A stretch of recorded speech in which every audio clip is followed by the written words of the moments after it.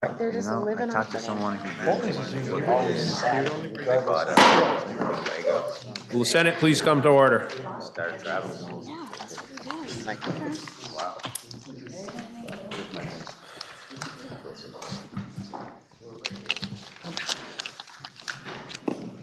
Order, order.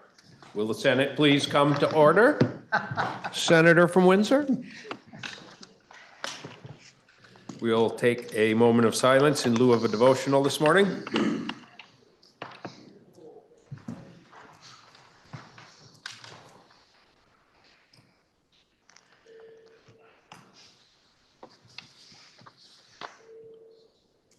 Thank you. Would you please join me in the Pledge of Allegiance? I pledge allegiance to the flag of the United States of America and to the republic for which it stands, one nation, under God, indivisible, with liberty and justice for all. Are there any announcements? Seeing none. We have H321, which will be referred to the Committee on Appropriations under Rule 31. Orders of the day. We will be passing over H50 and H319, which brings us to H480 for third reading. Are there any amendments prior to third reading? Seeing none, listen to the third reading. H 480, an act relating to miscellaneous amendments to education law. The question is, shall the bill pass in concurrence with proposal of amendment? Senator from Rutland.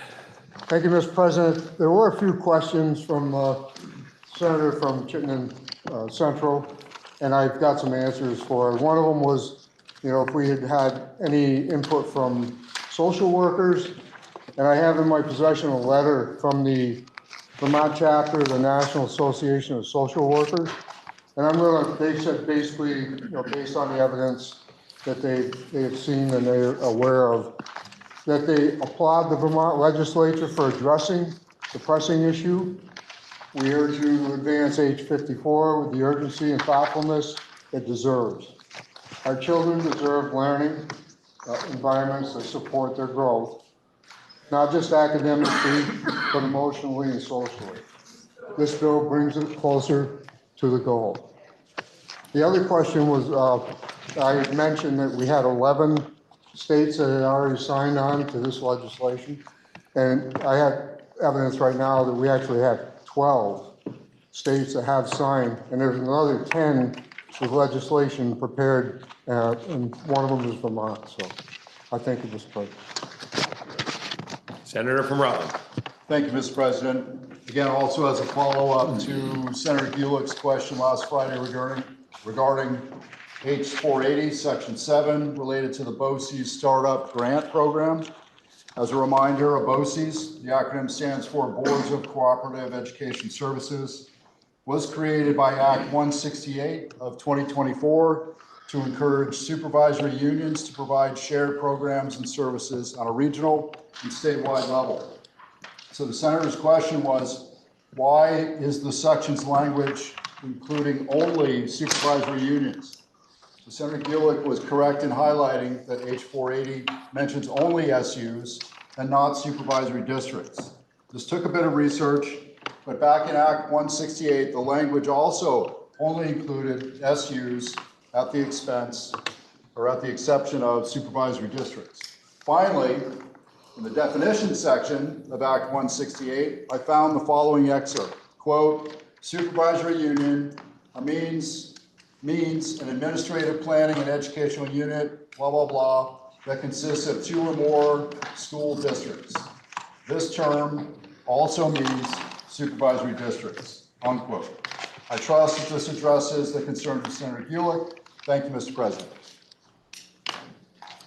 Are you ready for the question? The question is, shall the bill pass in concurrence with proposal of amendment? Are you ready for the question? If so, all in favor say aye. Aye. All opposed, nay. The ayes have it, and you have passed H480 in concurrence with proposal of amendment.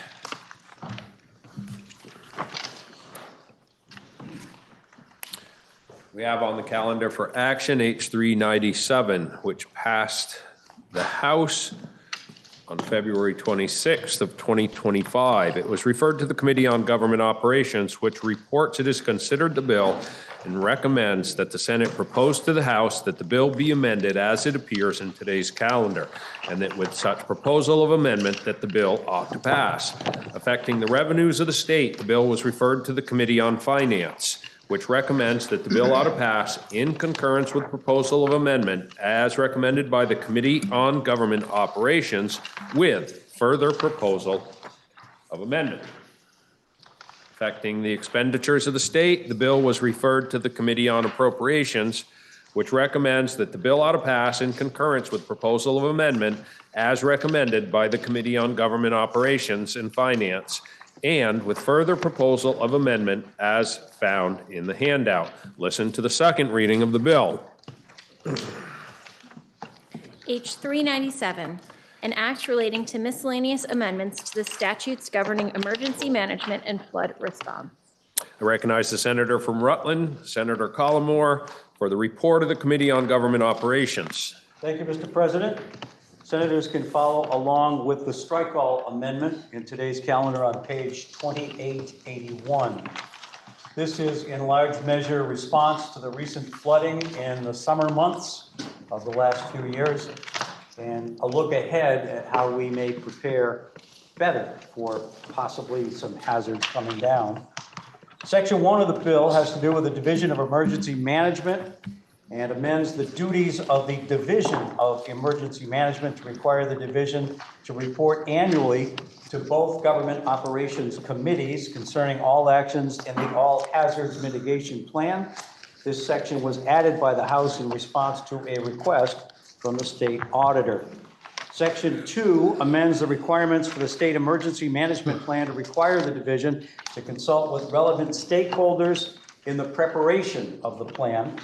The House proposed to amend this section to require the division to require the development of specific plans for municipalities and to require VEM, Vermont Emergency Management, to consult with specific stakeholders prior to the development of those plans.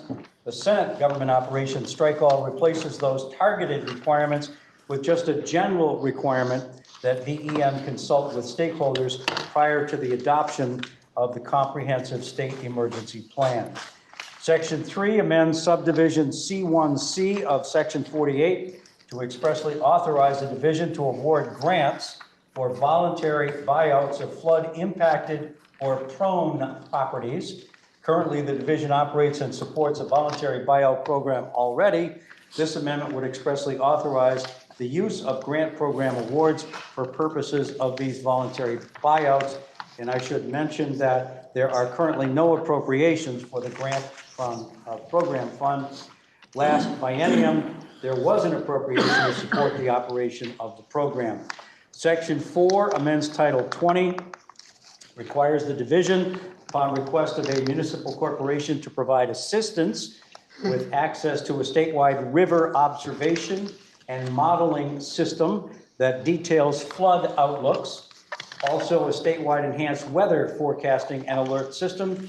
The division has access to both of these resources and is tasked with providing assistance to municipalities that seek to access the same resources. The House proposed to require the division to assist municipalities.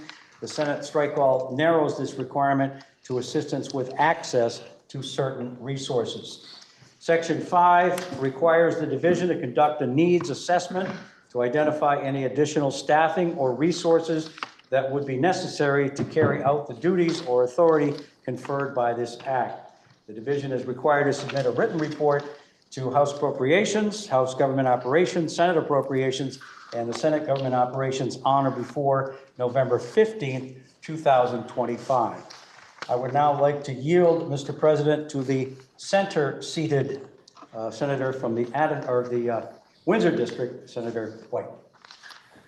The senator from Rutland yields to the senator from Windsor. Thank you, Mr. President. I have the following three sections, then we're going to skip over to the senior senator from Windsor, and then you'll get to hear from me one more time because all of my sections relate to municipal finances and indebtedness. So if you're following along, we're going to be on page 2,883 in your calendar, and we're on section 6. So section 6 is related to unassigned fund balances. This section authorizes municipalities to establish unassigned fund balances. At the end of a fiscal year, a municipal legislative body, like a select board, city council, alder board, they shall have the authority to carry forward unexpected funds from the budget approved by the voters. The legislative body is then authorized to commit those unexpended funds to an unassigned fund balance, which may be expended for any public purpose. You may know colloquially this is a rainy day fund. Section 7 looks at emergency borrowing and all hazard events during a state of emergency. This section authorizes the legislative body of a municipality to approve indebtedness for the purposes of paying expenses or public improvements associated with all hazard events or a declared state of emergency.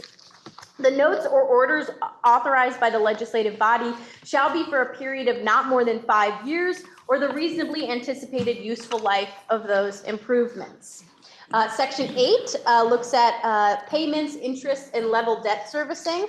The section amends the statute that governs the repayment terms of a bonded municipal debt, And throughout the section, the provisions are amended to authorize that legislative municipal body again to choose a level debt service for the repayment of bonded debt. Level debt servicing allows the municipality to choose a static level repayment amount for a particular bonded debt. And the House, while they removed this proposal in Ways and Means, we decided to add this language back in as it was proposed originally by their Government Operations Committee. And at this point, I yield to the senior senator from Windsor. The senator from Windsor yields to the senior senator from Windsor. Every day, a little more senior. Good morning. Thank you, Mr. President. As people are no doubt aware, dams, I will be addressing section 9, which you can find on page 2885.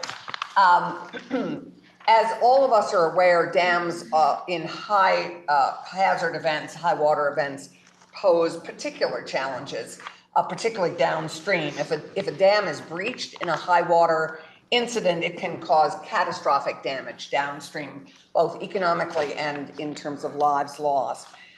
If dam owners, we have about 1,000 private dams in the state. If dams are big enough, if they have a dam plan in place, this section allows for a waiver to allow dams to draw down a certain amount, to do a drawdown in anticipation of a high hazard water event. So section 9, this section authorizes the governor in consultation with the Secretary of A&R to waive applicable permits and restrictions under the state water pollution control statutes and Vermont water quality standards in order to allow for a dam operator to draw down dam waters in anticipation of these events. The waivers may only be issued in anticipation of a flood event that is likely to cause substantial damage or injury to persons or property. Prior to issuing the waivers, the Director of Emergency Management must determine that the authorization of an advanced drawdown will decrease the risk of hazard or damage. The Secretary is required to consult with dam operators for federally licensed sites. Dam operators are required to make every effort to minimize environmental impact.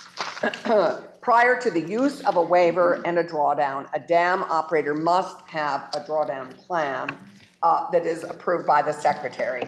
And this is further encouragement to everybody to have a plan in place. The plan must meet minimum standards, including hydraulic and hydrologic modeling of the dam and downstream channel, dam owner communications with downstream communities and regulators, maximum safe reservoir drawdown rates and outflows, target drawdown elevation, a refill plan, monitoring and reporting requirements, and documentation of plan updates and revisions over time. The Senate Government Operations Amendment modifies the House proposal by requiring the Director of Management to make the determination of risk, expressly calling out federally regulated sites, expressly stating that these are advanced drawdowns that happen ahead of an all-hazard event, and 4, requiring the adoption of an approved dam drawdown plan before a dam operator may act on this kind of a waiver. That's it for dams. Section 10 was deleted, and I now yield to the center senator from the Windsor District, the next in line, most junior senator. Senator, I think we understand which senator you're yielding to. Senator from Windsor. I think I'm the senator she's yielding to. So back on page 2,888 is where we start with section, sorry, I apologize. Yep, you're going to see 2,887 through 2,888. We begin with section 11. These two sections relate to local option taxes. So if you're familiar with lot or local option taxes because they're in your community, well, this is an update to those. Section 11 amends the revenue share provisions of our local option tax statute. Currently, the revenue split is 70% of a local option tax revenue that's raised locally goes back to the community, and then 30% of that goes to the state. Those excess dollars, that 30%, is used for the pilot program, which is the payment in lieu of taxes. So if you're a community, let's say Hartford, that has a building that is owned by the state that doesn't pay them taxes, the pilot program is what can compensate that community for the lost rate of taxes. Because obviously you want those state buildings in there, but if you had a corporation, you would be getting tax dollars. So what we're changing is we're raising the amount that the local share gets. We're moving from 70% to 75%. There was a lot of debate about what that split should be, and I think we rested in a really good place of compromise to give more of that share to the local municipalities while also maintaining a buffer of keeping the pilot program well funded and potentially having a future access to that resource as a state. So we're moving from 70-30 to 75-25. Section 12 through 15 corrects charters that have that split, that 70-30 split in their charters. So those charters are the city of Burlington, the city of Montpelier, the town of Middlebury, and the town of Williston. So we eliminate the reference to that percentage split and instead tie those sections of their charters to the provisions in our law. So hopefully, if we change the percentage again, we won't need to come back and correct those charters again. So we're increasing those as well through this change in those communities. And then we're additionally cross-referencing 24 VSA 138 with those charters having their lots increase with the general lot increase as those shares go up. So that's just, so we don't have to come back and do it again in future years. At this point, I'm going to yield to the senator from Orange County. Senator from Windsor yields to the senator from Orange. Good morning, Mr. President. We're going to start on section 16. And 16 through 19 amend various statutes to correct the name of the Division of Emergency Management to the Division of Emergency Management.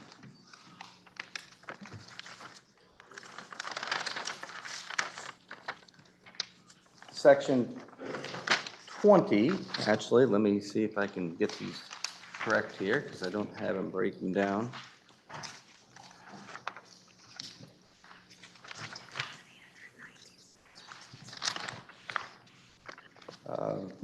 Section 17, the Director of Vermont Emergency Management shall authorize the representative in regards to the request of a party state or by Vermont for aid that does not involve personnel or elements of the Vermont National Guard. Section 18 is rulemaking, the adoption of the strategy. The agency shall in consultation with the state agencies and departments including the Department of Public Safety Division, Emergency Management, assessed the adaptation, needs, and vulnerabilities of various areas vital to the state economy, normal functioning, and health and well-being of Vermonters. Section 19 is confidentiality of tax records. The commissioners may, in the commissioner's discretion and subject to such conditions and requirements as commissioner may provide, including any confidentiality requirements of the Internal Revenue Service, disclose a return and return information. Then we're going to go to section 20.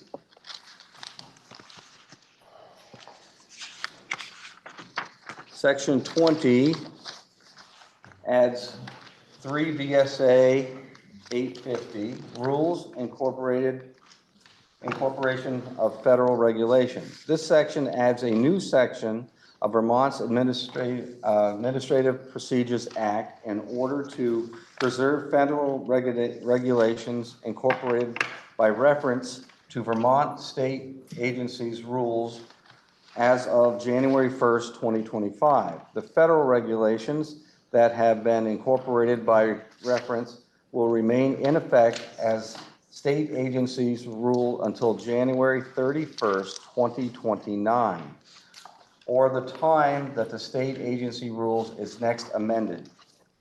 Note, this section is subject to prospective repeal in Act 23. I now yield to Senator Rohowski from Chittenden Central. The senator from Orange yields to the senator from Chittenden Central. Thank you, Mr. President. I am going to take us through the end of this bill. Section 21 adds session law to refund the city of Barry $437,028 for overpayments to the education fund resulting from insufficient retention of the tax increment from the city's TIF district. Section 22 adds session law to refund the town of Milton $184,451 for overpayments to the education fund resulting from insufficient retention to the tax increment from the town's TIF district fund. And Section 24 is the effective dates. Section 20, which are the rules to make sure we incorporate proper federal regulations, is effective on passage. Section 11, which is the local option tax changes, is effective on October 1st, 2025. This effective date allows the tax department to prepare for this shift in their revenue and was asked for by the tax department.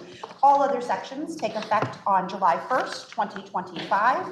And due to an alphabetical privilege and a statistically well-proven advantage in certain circumstances to those with names at the top of the alphabet, I will be reading our witness list in reverse alphabetical order today. We heard from Dylan Zawicki from Leonine Public Affairs, partner from Green Mountain Power, Senator Ann Watson, the chair of the Senate Committee on Natural Resources and Energy, Representative Teddy Wazazak, the sponsor of the bill and from the House Committee on Ways and Means, Nicholas Storlio Castro, the city manager from the city of Barry, Andrew Stein, the Chief Operating Officer at the Department of Taxes, Samantha Sheehan, Municipal Policy and Advocacy Specialist with the Vermont League of Cities and Towns, Chris Roop, Associate Fiscal Officer with the Joint Fiscal Office, John Potter, Town Manager for Brattleboro, Scott Murphy, Town Manager for Manchester, Lou Mulvaney-Stanek, the Station Manager with WGDR and WGDH, a member of the Vermont Association of Broadcasters, Neil Kamen, the Deputy Commissioner of the Department of Environmental Conservation, Sarah Henshaw, the LEARN Coordinator, the Lamoille Area Recovery Network,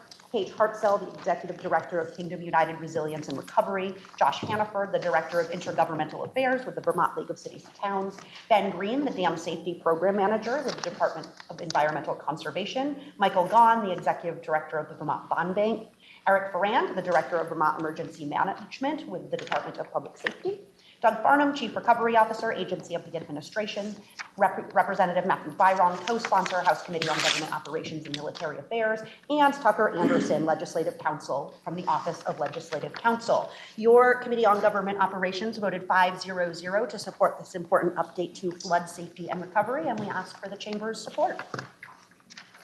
I now recognize the senator from Washington District, Senator Cummings, for the report of the Committee on Finance. Thank you. Thank you, Mr. President. And if you'll oblige me as your dean, which I think makes you your resident historian, for anyone that is not familiar with the local options tax and the fund that we're dealing with, when we did Act 60, the state took over the ability to tax property. Prior to that, property taxes was the sole way for towns to support themselves. And the argument was, well, you took our tax base, we should share some of your tax base. And originally that was only given to towns that had seen a significant increase in their tax liability, formerly known as gold towns. After that, I think the city of Montpelier was the first to pass a local options tax. I had the honor of coming up here at least twice and having the bill never be taken up. Over time, Montpelier and other cities managed to go through charter changes to be allowed to do this. Again, over time, with the advent of the Wayfair decision and the ability to tax online sales, it's become feasible that it would be profitable for other towns to pass a local sales tax. And in the recent future, I think a year or 2 years ago, we made it possible for towns by a majority vote to vote in local option taxes. When we did the original local option tax, that money was put into a fund and then it was paid out to towns. It was called co-pilot at that time, now just pilot, for any other town that that had a state facility. You get paid if you have a state forest, but if you have a state garage or salt shed or courthouse, whatever, you don't get any tax revenue from that. And so the local option tax was used to make a payment in lieu of taxes to those communities. As our ability to tax and more people have taxed, that fund has grown and it has reached the point where it has a surplus. We are able to pay the payment in lieu of taxes to all the towns that we know of, and we have a surplus. And so the discussion was, what do we do with it? We, I believe in the budget, did set up that municipal grand list stabilization fund, because as we've been through several summers of flooding, we found towns have lost significant portions of their grand list in FEMA, or this one would allow private buyouts by the town. If you have a buyout, your property has to be turned into floodway, open space, can't be built on, and so the town loses all that grand list. And we've had significant amounts of grand list lost in that way. This fund would allow that. It seems appropriate. We also looked at presently, and I believe since the beginning, in section 5 of section 13, and then following sections to change the reference in various sections of law, we have allowed the local options towns to retain 70% of the revenue, and then 30% was retained to pay that payment in lieu of taxes. We've got a surplus. So we looked at it and decided it is financially feasible to allow the sending towns that are raising the taxes to keep more. And so we have agreed that we would, with the Committee on Government Operations, to allow towns to keep 75%, and the state's share would go to 25%. Some towns, and I'm sure many of us have gotten emails, would have liked to retain 80%. We looked at that. Our financial people said that could cause deficit spending in that fund, And so for now, until we have a longer history, the 75-25 is the safest option, and we approved going there. The Committee on Finance did add one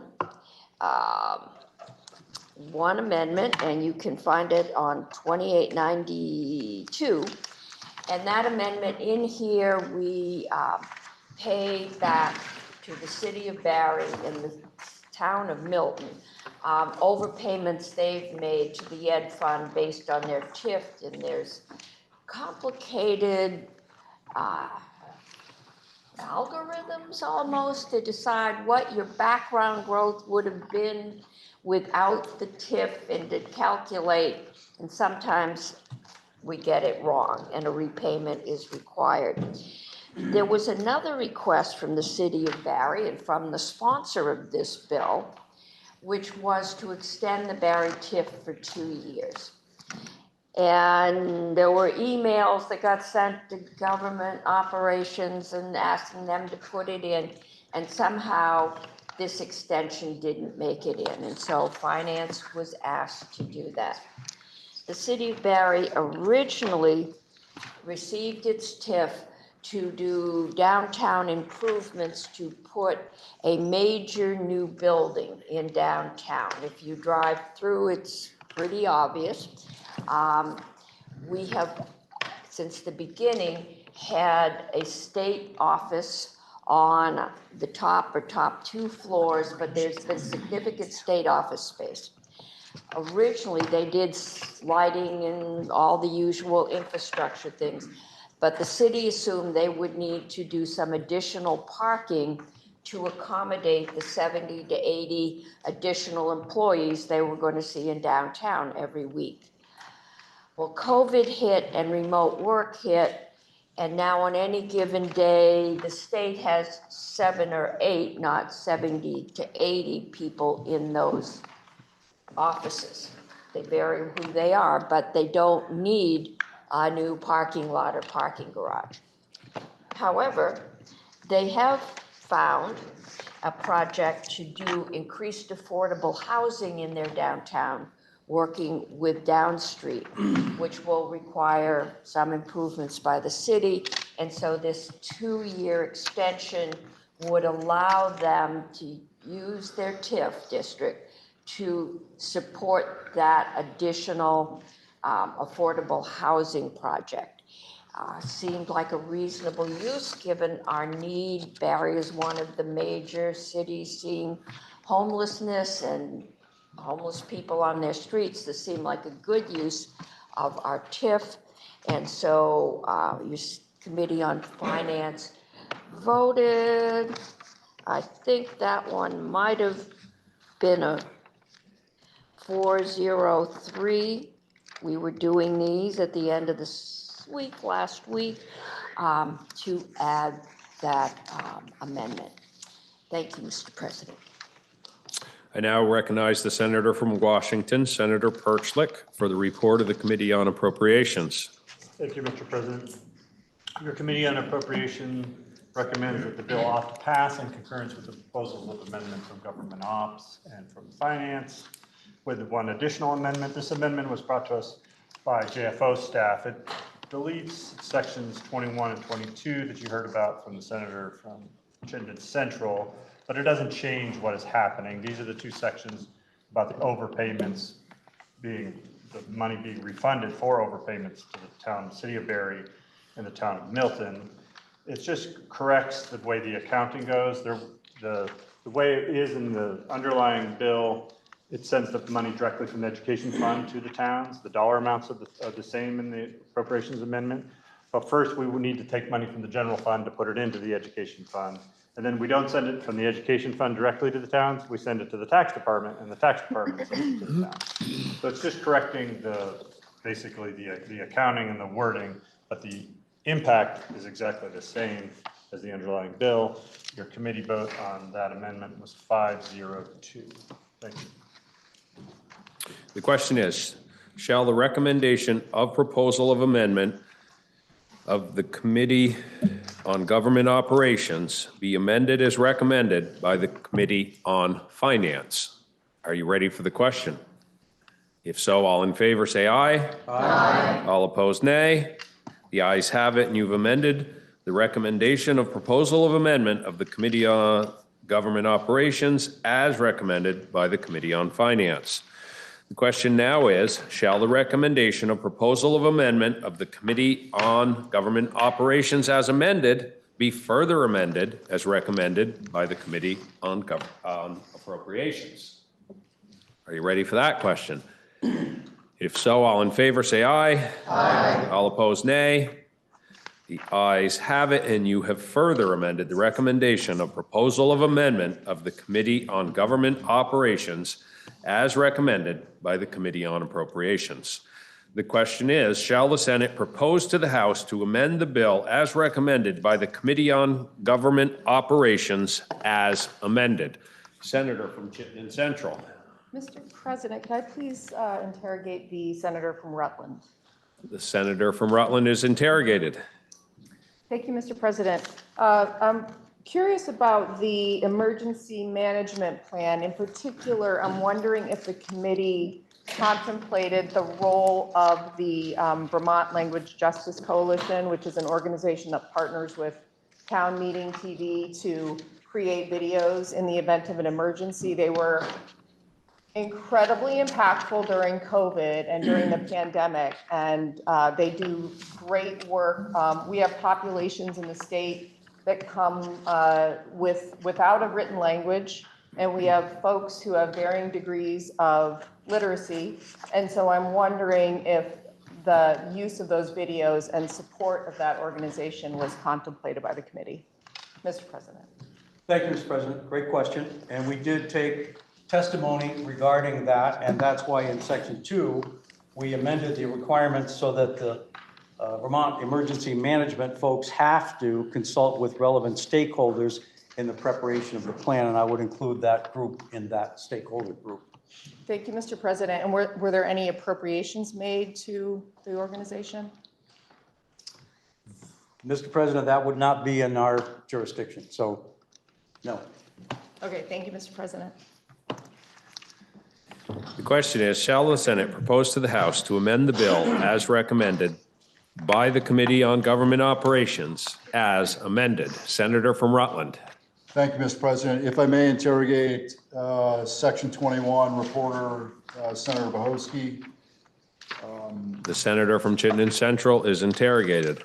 Thank you, Mr. President. So given the focus on TIF districts and project-based TIFs, I understand from the language that there's compensation going back to the cities. And if I may read just a passage from the bill. Due to insufficient retention of tax increment from city tax increment financing district funds, I'm wondering if the reporter could provide in some plain language so we can better understand what this issue is. I'm most curious to see if there's an issue, either positive or negative, as a lesson learned in TIF districts. Thank you, Mr. President. Thank you, Mr. President. Really, the language of it is that there were overpayments made, and we're repaying that to the city and the city of Barre and the town of Milton. We didn't take significant testimony on sort of how this happened or how to prevent this from happening. But what we did learn is that these were overpayments that should have never been in the ed fund or the general fund to begin with. And so we're simply repaying the debt to these municipalities. So thank you, Mr. President. I'm just wondering if there's any negative lesson learned here in regards to TIF districts that we all should be aware of as we consider project-based TIFs and the expansion of the TIF projects. Thank you, Mr. President. Thank you, and I certainly appreciate that concern, and I shared some of my own concerns about the impacts of TIF districts in committee, and as we are not the Finance Committee responsible for this type of tax revenue, we didn't dive incredibly deeply into the conversation, but I would certainly welcome the Finance Committee at a later date taking a deeper dive into how the TIF districts work.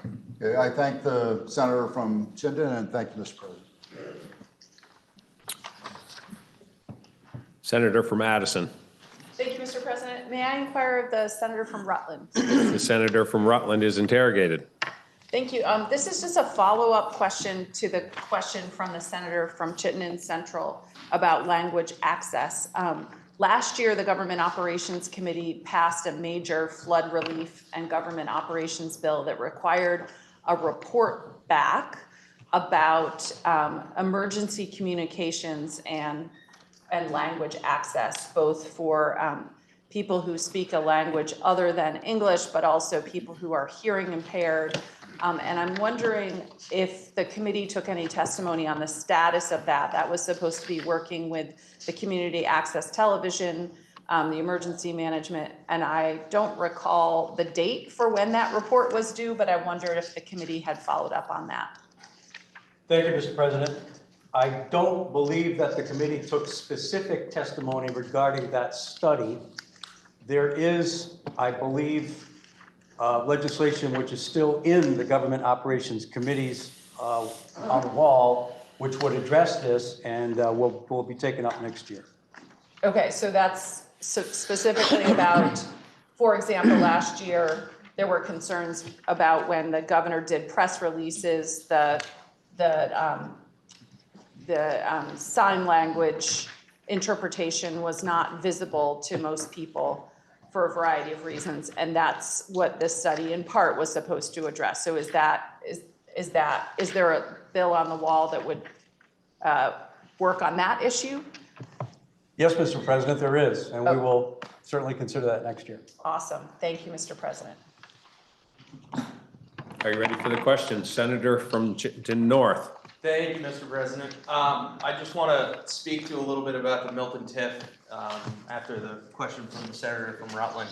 In Milton's case, I'm not sure about Berry City, but as most of us know in the body, TIFs are very complex and very highly utilized tools in cities and towns across the state. And in the case of Milton, we had an audit done by the state auditor, as all TIFs go through, and found that there were some parcels that were not included in the calculation of our TIF that should have been. So that resulted in overpayment of tax dollars into the education fund, hence why Milton is receiving the $184,000 back to us, because those dollars should have been retained at the town level.